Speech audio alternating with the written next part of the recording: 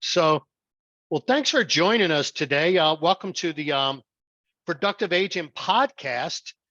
Today, we have a special guest, and our topic is the 3 most common scams you see in real estate. And our guest today is Christie Rice. Christie Rice is a branch manager at Metro National Title. So Christie is second generation in the title business. Her mother was in title, her sister's in title, and she personally has got 30 plus years. Started out as a youngster typing title reports back when there was actually a typewriter in the office, right? So that's dating true. you a little bit. It's dating me a lot, Rob. Yeah, when you say typing title reports today, people were like, "What the heck is that?" I know. Actually, Right? I missed the typing part of it. I enjoyed typing. Yeah, it was kind of like a zone out thing. It was, yeah. Put a headset on and you're good to go for the next 8 hours. Right. Yeah, I don't know if I could do it for 8 hours, but anyway. So, well, first I want to say thanks for joining us today. It's a real honor to have us here, to have someone with this kind of experience, and we can talk about this. I think this is a very, very important topic. And what's important is there's a new scam out there, and we're going to kind of go through the most common ones. And so the list are right. So the most common is wire fraud, and that's through hacking emails. We'll talk about that. And then there's the rental property one, where they're advertising properties for rent that they really don't, that's not theirs. And then the latest one is what we call the land scam, but that includes houses too. The key is as long as the property doesn't have any mortgage, right? Correct. Okay, so let's talk about wire fraud. So the way I understand it, and you help me if I'm wrong, it's mostly emails being hacked. Is that correct? That is correct. Yes.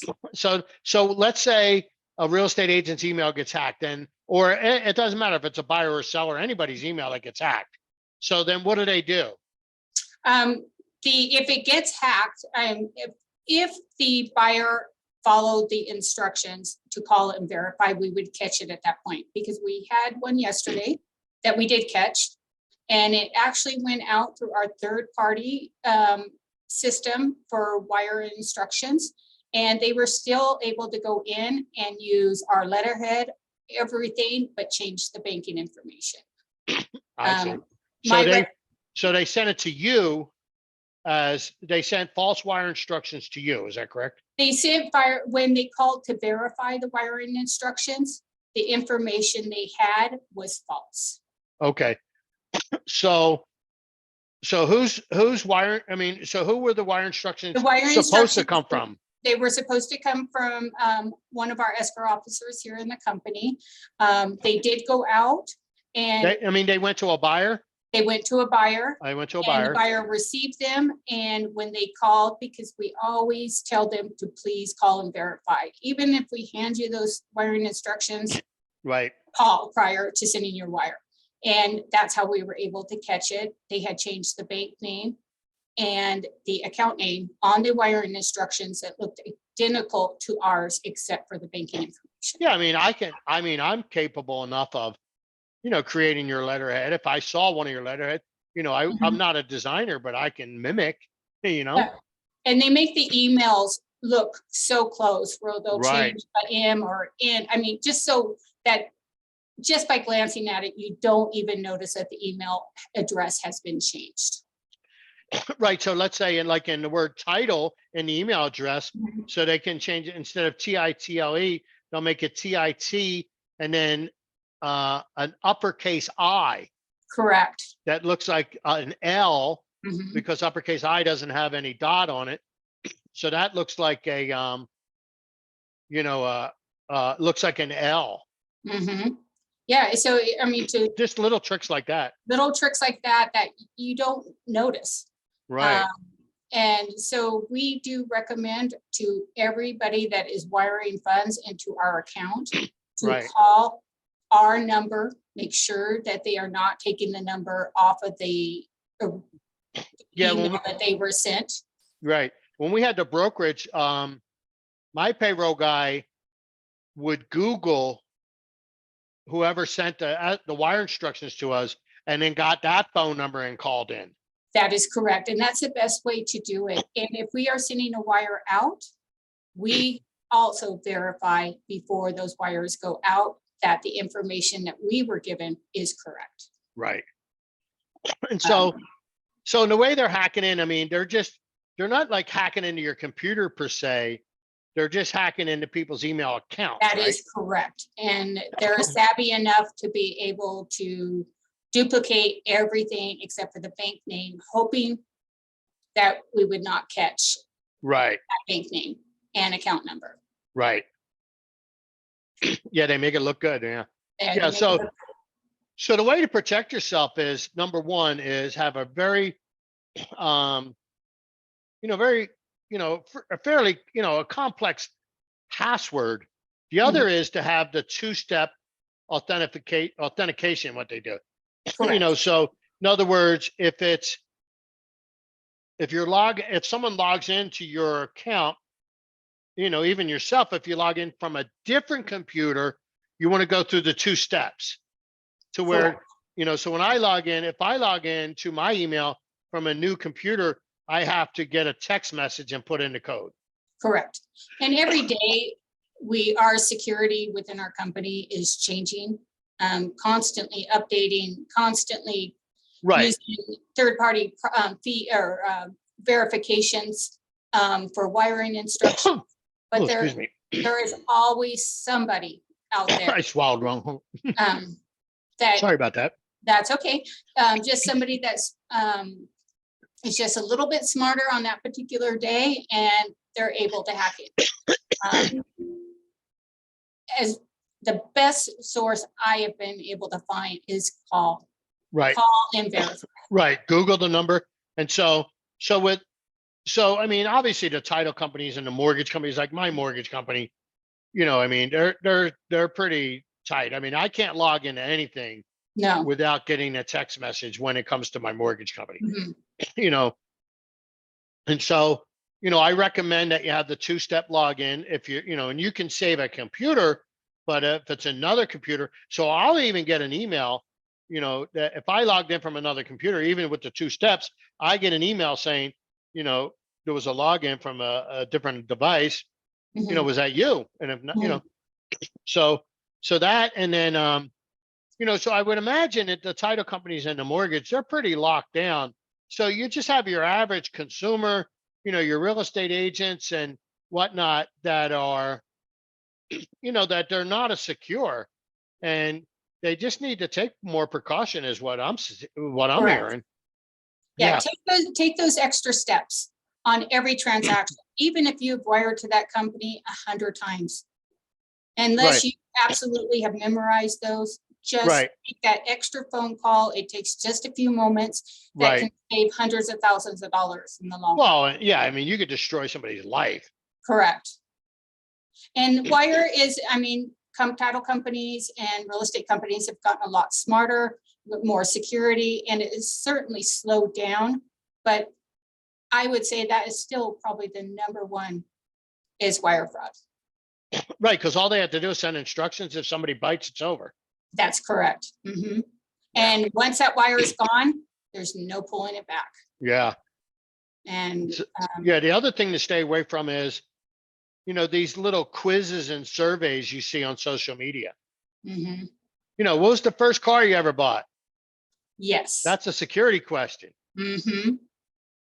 Yeah, they're You know, tricky. And there's, I mean, it's just like the phone calls you get. Oh, they're this just collecting them one piece Yeah. at a time. And who would think that the IRS was going to call you? But there may be one out of 1,000. The IRS doesn't call; That they calls send for it. mail. Exactly. But there may be that one person, or the scam, even with they're hitting up elderly people saying that their grandkids are in jail. We need money. It's just Right. it's sad, and it just takes one time of releasing that money that they can wipe your whole account out. Right. They're in. Yeah. You see, I watch these guys on YouTube every once in a while. They're like anti-scammers. They actually, what they do is they pose as a victim, and then when the scammers send them the link to connect so that the scammer can log in and help fix Mhm. their computer, well, they're able to actually go back into the scammer's computer with that link, and then they go in and start deleting everything. Oh, and they're wow. like, they're recording the call center. It's awesome to watch these Yeah. guys. It's so funny. The call centers guy, they're freaking out. Their computers are being wiped, Yeah, that's great. Yeah, and they have these voice disguisers. They sound like little old ladies and stuff. They're really funny. So I'll have to watch some of those. yeah. So that's your standard wire fraud. They're hacking your email. I mean, they're not breaking into your computer, they're guessing your email password.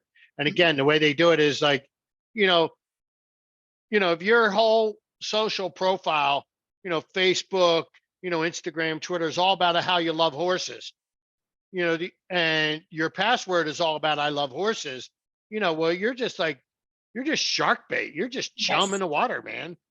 Yes. I mean, you have to make them complex, and you got to get the two-step authentication. I think it's a challenge to some of these hackers. Oh, The more yeah. difficult it is, the bigger challenge it is for them to get in, and they're going to continue to do it. Well, and the harder it is, the less competition they have. Correct. In other words, if it's easy, then they're competing against all the other hackers. Right. So the more complex, it's the same way. I always felt that way.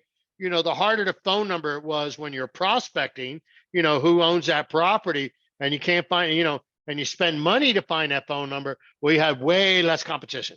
Mm-hmm. If their phone number was posted in an ad, well, everybody called. Correct. So I actually liked those, or the guys that were mean.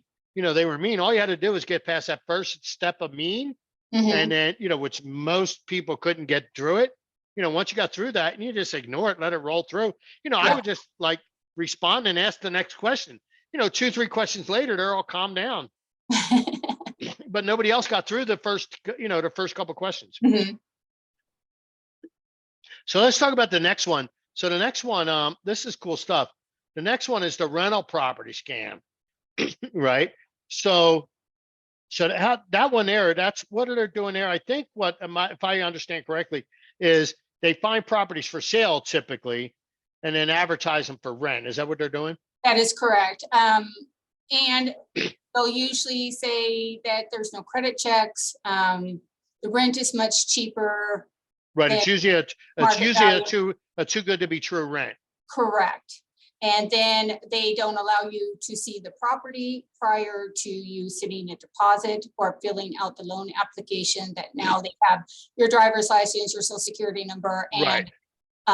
All of your personal information as far as birth date. And right. So they'll send you a rental application to say, if you want to see it, you got to fill this out. And then once you do that, you send your they have your whole identity. They disappear. Right. And on to the next one. Then they post up another home. Right. So if you ever see anything that you don't get to go view the property, you're not viewing with a management company that is local, even call a title company. Can you verify? Yeah, call me. I'll look it up. Yeah. Well, Property. just go to realtor.com. If you see it for sale, Mm-hmm. well, there's your clue. Yeah. But most people don't know how to take those, or what to do to take those additional steps. If they've never really done much in real estate, or they're, young, and they just don't know. They just assume that this property is for rent. This is a great deal. Right. I'm going to jump on it right now. Yeah, I'm going to fill it out. Get my application in a hurry. If you don't because send there's that always deposit urgency. in the next 30 minutes, we're going to go on to the next person. So people panic, they send that money, and then it's gone. Right. Yeah, So, that's a shame. Yeah. Once the money's gone too, it's gone. It's gone. Yeah. Because all of a sudden those people just disappear, and then they got a new identity for the next person that's going to come in. Right. And the identity they were using was never a real one anyway. Exactly. Yeah. You So then the get 10 next of those one. a day, it's $1,000 for 10,000 if you're looking for $1,000 deposit or something. Yeah, if you got automation helping you, Mm-hmm. because you can respond a lot. Most of that could be done automated on the rental property one. Correct. Here's a bunch of pictures, that they scraped off the for sale listing. Mm-hmm. Here, I'll send you some more. They can email you more photos. And that could be automated. Mm-hmm. Here's an auto reply email. And then, I'm totally interested. Great. You just got to fill out the application. And you can even check with even utilities. Call the utility company, see if there's been anybody living in the property. Right. or if there's usage on the Well, meter. go drive by at least. Yeah, something. Or Knock if on they the door. even keep the address, a lot of times they don't even post the address, so. Yeah, to kind of give you the city and the area, Exactly. and then a really nice house that's like, whoa, this is, Mhm. I'm going to jump on Yeah. this one. This is 2,000 under market value, so, Right. yeah, it's Yeah. crazy. And that's, I see that personally every single day. Right. That's Facebook, wild. I think, is probably the biggest one for that. Yeah. Facebook, I think, is a little more, Facebook's kind of interesting. Last year I was selling my Rolls. I got that old Rolls Royce out there, Mhm. I mean, I say Rolls Royce, it's not like it's a major, it's not a $500,000 car by no stretch, but when I ran it on Facebook Marketplace, the responses I got there were the worst. I was asking like 17 grand, Mhm. and I get like, will you take 4? Yeah. I mean, just like, and the guys, and then, and the one guy, I'm like, look, it's not transportation. This is something you buy and keep, Mhm. you drive it around Show on car. Sunday. Yeah. So the one guy, he was just trying to buy it for, and then, no, I don't even think I might have been 10 grand. Mhm. I think I was asking last year. The guy thinks it's transportation. I'm like, no. Man, that thing's got a pig of an engine, I mean, it weighs 6,200 pounds. It's got like, I forget the size of the engine, but it's 6.7 liters. You're well it's- protected if someone hits you. It's like a tank. Oh yeah, they're not coming through that. Yeah. So, but anyway, enough of that. So the latest scam, they call it the land scam, but that really includes houses too, right? Correct.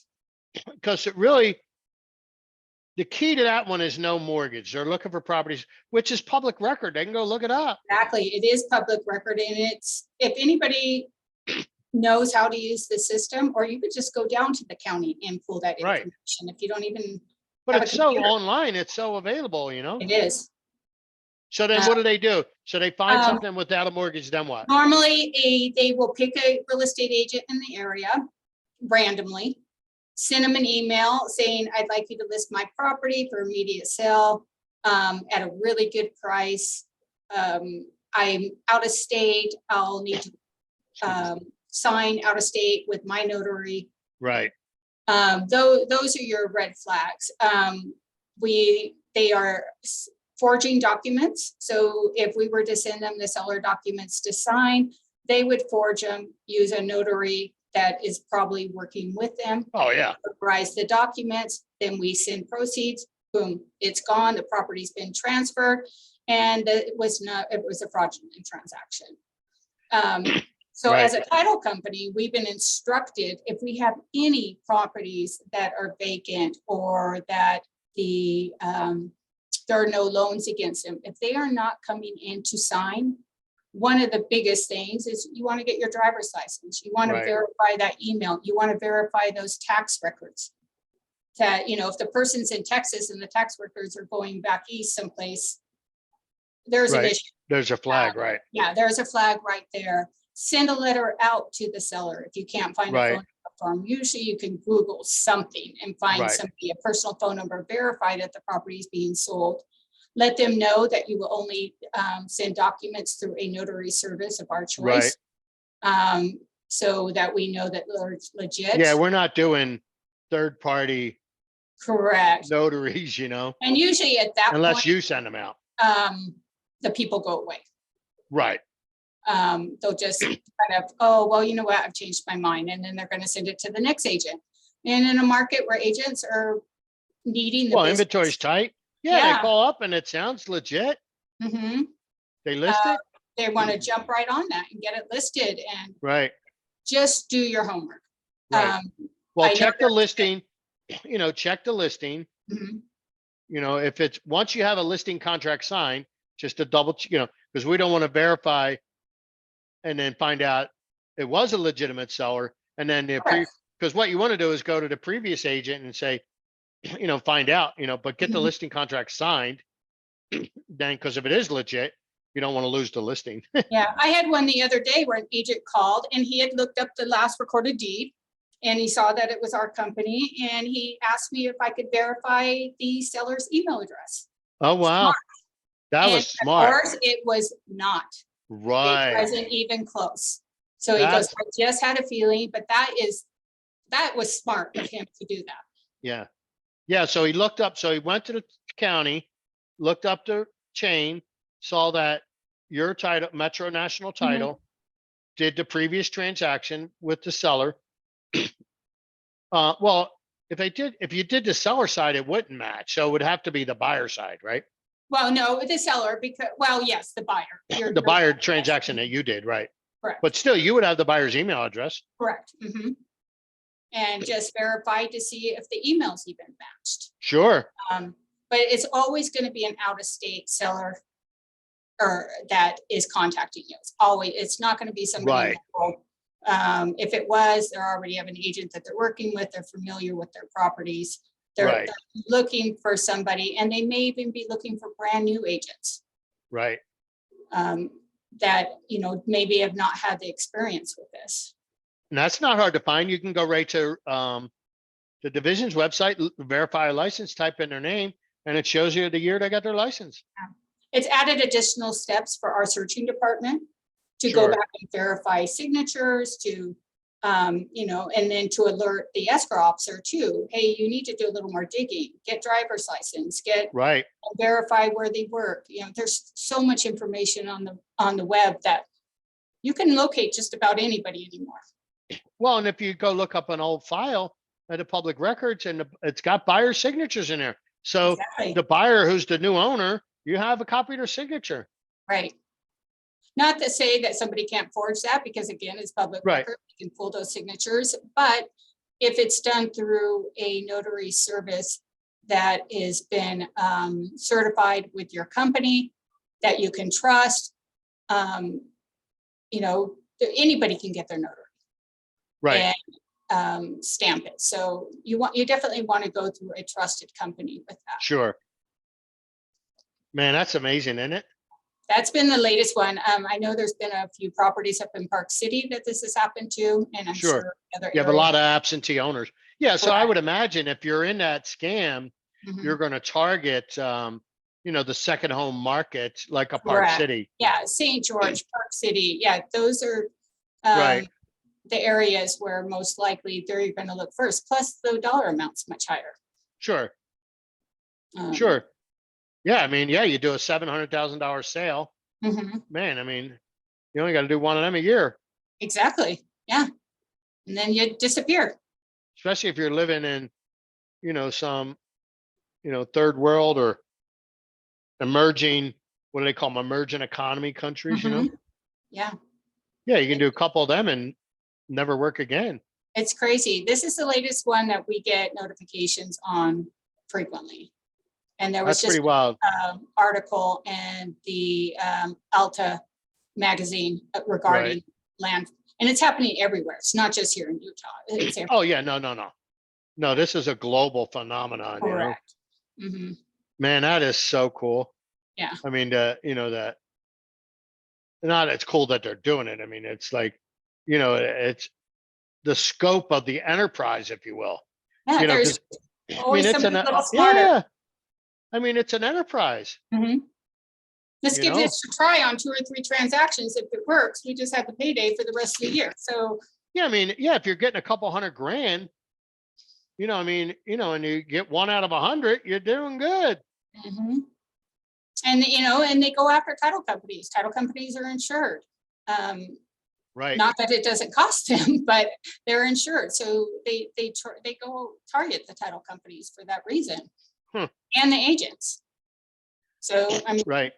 agents are still going to get paid. It's the title Right. companies that they're going to come back on. Yeah, when they in the end, in the end, you're the one on the hook. Correct. Yes.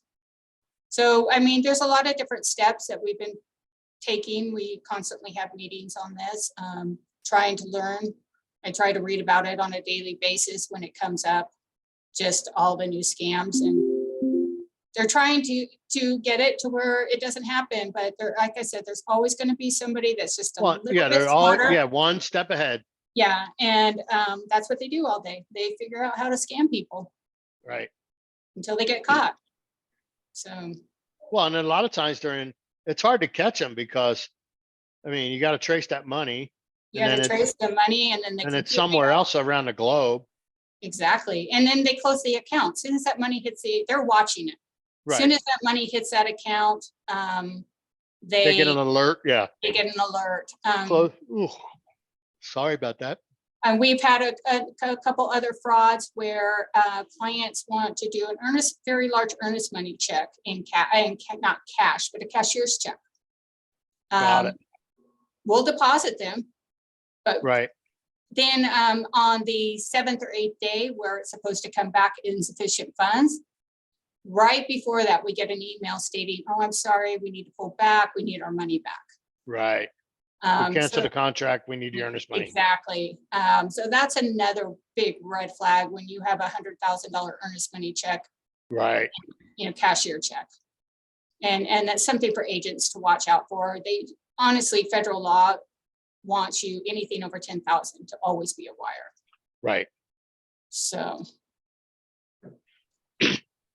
But still, if you got $9,000, Mhm. if you got that once a week, you're making, $500,000 a year. Exactly, for doing nothing but scamming somebody. Yeah.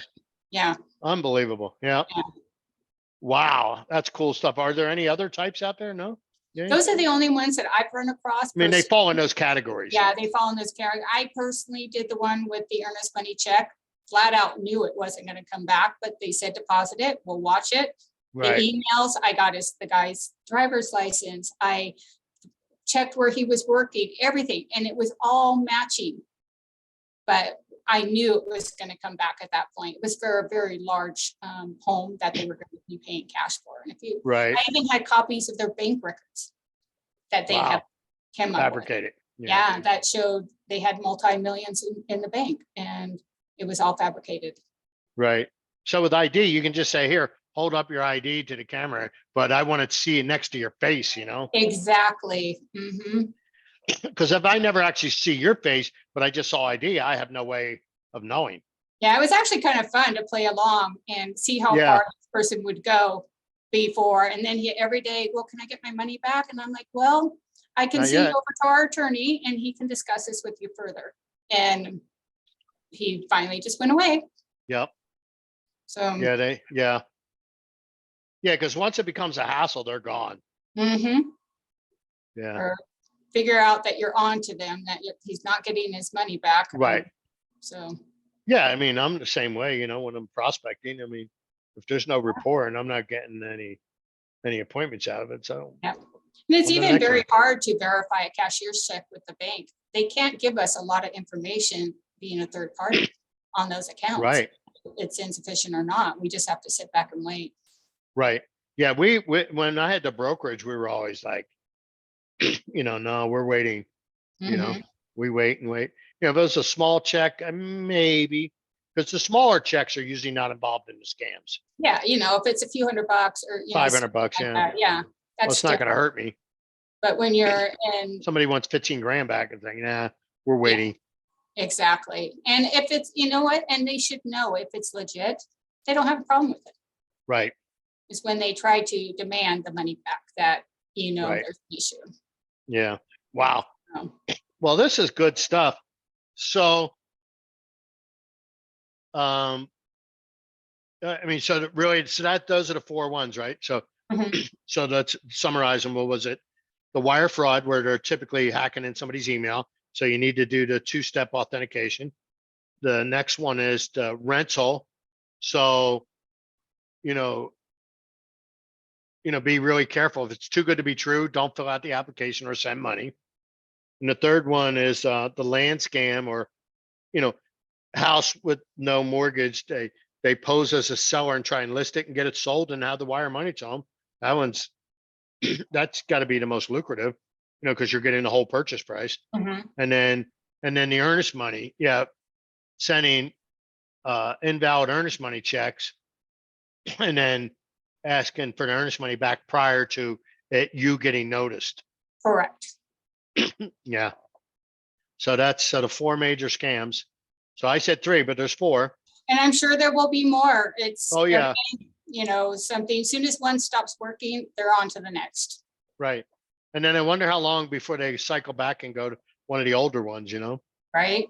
I think the wire is always going to be there because that's probably one of the easiest ones Yeah, without having to really connect with people. But right. It's just, it can be a lot of automation involved. I just can't emphasize enough is I don't care how you receive those, call and verify. It takes 5 minutes. And Google the number. Don't Google just, the number. yeah. Correct. Yeah. Well, great. So is there anything so that's it. So any scams? So we're not, anything we're missing, anything I didn't ask? Nothing that I'm aware of. These are just the ones that I've been Sure. afraid of, or actually even Firsthand. calls on firsthand. Right. Correct. Yeah. Well, great. Well, if somebody wanted to get a hold of you, they could call you and ask questions. Yes, they can. How would they get a hold of you? You can reach me at my office at 801-363-6633, or you can always reach me on my cell at 801-231-0149. Okay. And then what about email? It's CRICE@metrotitle.com. So Christie Rice at metrotitle.com. Okay. Awesome. Well, this is really fascinating information. And thanks for coming, Christie. We really appreciate thanks for having me, Rob. Yeah. I mean, I personally use Christie as my escrow officer. And, for reasons that we stated in the beginning, second generation. I mean, she just knows the title business. So, if you're in the market for a title person, I mean, I would definitely give Christie a call. I think she's a great asset to any team. So, that's how that. And of course, this is, my name is Rob Aubrey. This is the Productive Agent Podcast. Productive Agent Podcast. It's powered by Aubrey Home Loans. So, my, shameless plug, is what we're known for is closing on time, effective communication, and we follow up on your leads. If you're a real estate agent, we follow up on your leads like green on a pickle. I mean, that's what we're known for. I mean, and that's what you want as an agent. You want to be able to hand off a lead and just know it's getting done. So anyway, if you have any questions about any of this, you can call me. You can call Christie for title. And my number is 801-999-8209. Again, 801-999-8209. And then, or my email, rob@Aubrey, and that's Rob, R-O-B, @Aubrey, AUBREY.net. And we're glad to help you out any way we can. And it doesn't have to be about giving me a loan or anything like that. You got a question, just call me. Thanks, and have an awesome day. Thanks, Rob.